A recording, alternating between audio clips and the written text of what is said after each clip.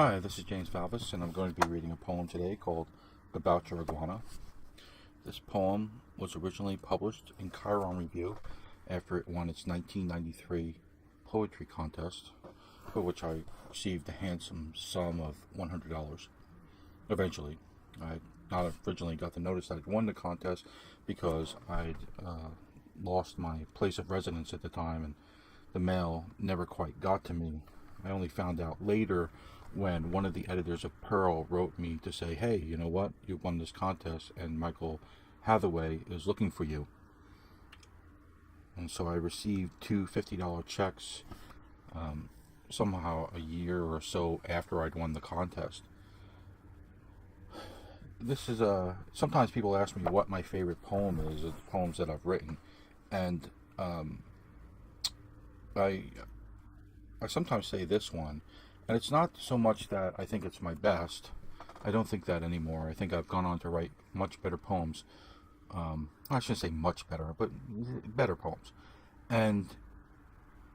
But this poem holds a special place in my heart because I was a 22 or 23-year-old young man, and I was in the Army, and I was fumbling around with writing and not writing anything very good at all. And all of a sudden I started writing better, and then I started writing okay, and then all of a sudden I wrote this poem. And this poem, when I finished writing it, I was surprised by how good it was. Now, of course, I realize there's a Shakespeare in the world. It was, at least there was, and there were many great writers out there, but for me, I looked at this poem after I finished it and I said, wow, you can do this. You can write well and profoundly, and it's not out of your reach to be able to be a writer. And so I have this great emotional attachment to the poem, where it's the first time I realized, you know what, Valvis, you're a poet, and not a bad one. Anyway, there's the poem. It appears in How to Say Goodbye, and it was originally featured again in Chiron Review, and it's called About Your Iguana. You would be on vacation for 2 weeks and asked me to look after your iguana. You offered to pay, but I refused. It was just something that friends should do for each other.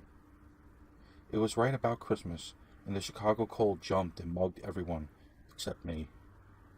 I was in the middle of my first love affair in 3 years. It was a Friday when I walked into your room to feed it and give it water, but I found it sitting on your windowsill. But when I put the lettuce down, it didn't move, not one foot, not one arm, just stared out the window, staring at nothing. I picked it up, and it was cold and stiff.